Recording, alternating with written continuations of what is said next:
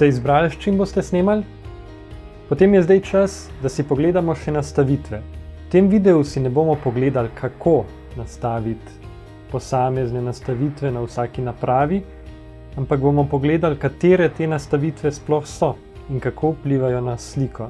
Tudi ne bomo pogledali vseh nastavitev, ki obstajajo, ker teh nastavitev je malo morje. Pogledali si bomo samo nekaj tistih glavnih, ki jih boste tudi sami že v začetku najbolj potrebovali. Pa poglejmo. Prva nastavitev je resolucija. Merimo jo v slikovnih pikah ali pikslih in več kot je pik, bolj kvalitetna je slika in tudi večji so posnetki. Nekaj glavnih resolucij je VGA.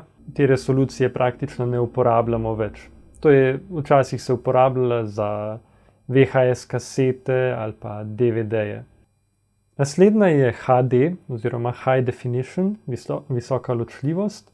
Če uporabljate kakšen manj zmogljiv računalnik, vam priporočam, da uporabljate to. V nekaterih napravah je ta resolucija zapisana tudi kot 720p. Kaj ta P pomeni, boste izvedeli v nadaljevanju. Naslednja ločljivost je Full HD oziroma polna visoka ločljivost. To je resolucija, ki jo danes podpira večina računalniških zaslonov in če imate možnost, vam priporočam, da uporabite to. Tukaj je kvaliteta že zelo dobra, obenem pa posnetki niso spet preveliki in tudi računalniki jih lahko predelajo. To resolucijo najdemo včasih napisano tudi kot 1080p. Potem imamo danes tudi resolucijo 4K.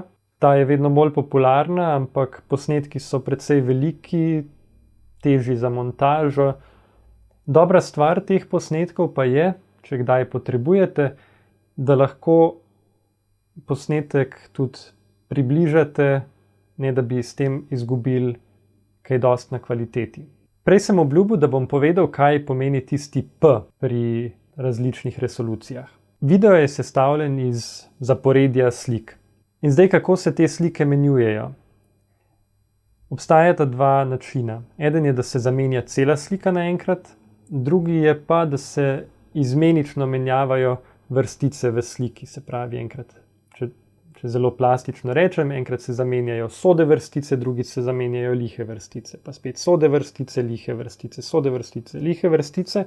Ta način se je včasih uporabljal precej več, zaradi tega, ker se je na ta način malo prešparalo pri prenosu podatkov slike. Ima pa ta način, ki se imenuje interlaced oziroma črka I včasih je v nastavitvah, ima eno slabost in sicer, če snemamo neko stvar, kjer je več dogajanja, več gibanja, potem lahko vidimo nekaj takega.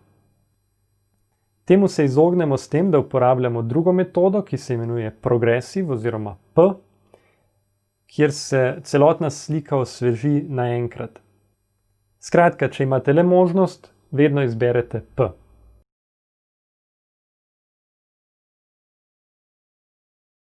Video je sestavljen iz zaporedja slik.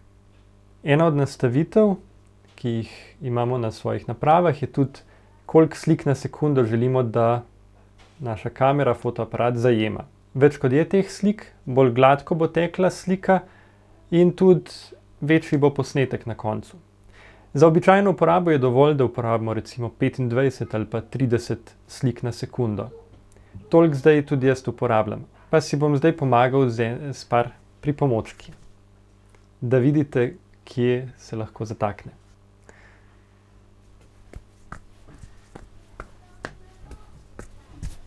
Če ta posnetek upočasnimo, bomo videli, da bo začel malo preskakovati, zaradi tega, ker je sneman na 25 slik na sekundo.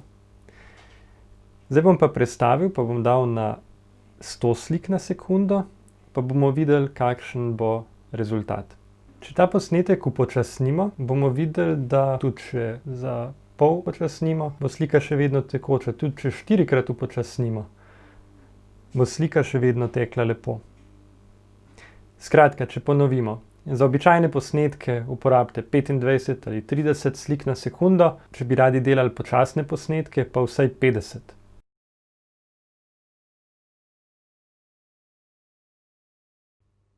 Precej razlike je med tem in tem. Nastavitev, ki vpliva na to, je belina.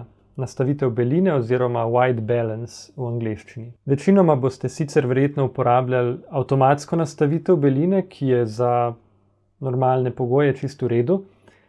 Včasih pa je dobro vseeno vedeti, da lahko te nastavitve tudi spreminjamo. Sploh, če snemamo v zelo različnih svetlobnih razmerah, kjer se spreminja, kjer uporabljamo različne vrste svetlobe, da ne dobimo potem na koncu slike, ki je preveč raznolika, kar se tega tiče. Preprostejši fotoaparati in telefoni običajno imajo za nastavitev beline nekaj prednastavljenih vrednosti, ki so običajno označene kot oblak, recimo za oblačno, pa sonce za sončno, pa mogoče kakšna žarnica za bolj toplo svetlobo. Pri boljših fotoaparatih pa lahko nastavite tudi barvno temperaturo v kelvinih. Ja, temperatura se meri v kelvinih, to ni temperatura, to je barvna temperatura, ki gre od zelo toplih tonov, se pravi, to so tam od 1000 kelvinov naprej, pa do zelo hladnih tonov, ki so pa tam tudi do 10.000 kelvinov.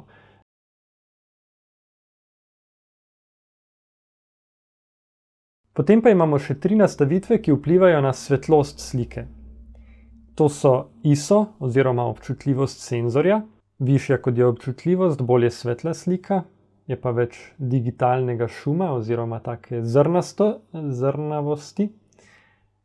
Druga stvar je hitrost zaklopa, se pravi, koliko časa prihaja svetloba na senzor. Daljši kot je čas, bolj bo slika svetla, ampak tudi hitreje bo slika zmazana. Tretja stvar pa je odprtost zaslonke. Bolj kot je zaslonka odprta, bolj je slika svetla. Obenem pa to vpliva tudi na globinsko ostrino, se pravi, bolj kot je odprta, težje bomo izostrili točno na določeno točko, bo pa ozadje v vsakem primeru lepše zamegljeno. Teh nastavitev nimajo vsi fotoaparati in vse kamere, tudi telefoni jih večinoma nimajo. Mogoče si bomo pogledali v eni od naslednjih lekcij. Vam pa že zdaj priporočam spodaj pod videom, sem prilepil eno povezavo na en posnetek, kjer je sicer za področje fotografije zelo dobro in zelo nazorno razloženo, kako te 3 elementi vplivajo na svetlost slike. Kaj pa, če uporabljamo različne nastavitve? Kar se montaže tiče, to sploh ni problem. V montažni program lahko danes uvozimo podatke, posnetke iz različnih naprav, ki so bili posneti z različnimi nastavitvami, pa bo montažni program vseeno znal to združiti in narediti ven enoten izdelek, kjer se te razlike niti ne bodo videle. Je pa vseeno dobro, če, kolikor je pač mogoče, uporabljamo enake nastavitve. Sploh, če isto stvar snemamo z več različnimi napravami. In še naloga za konec. Vzemite v roke svoj telefon, fotoaparat, kamero, karkoli boste uporabljali za snemanje.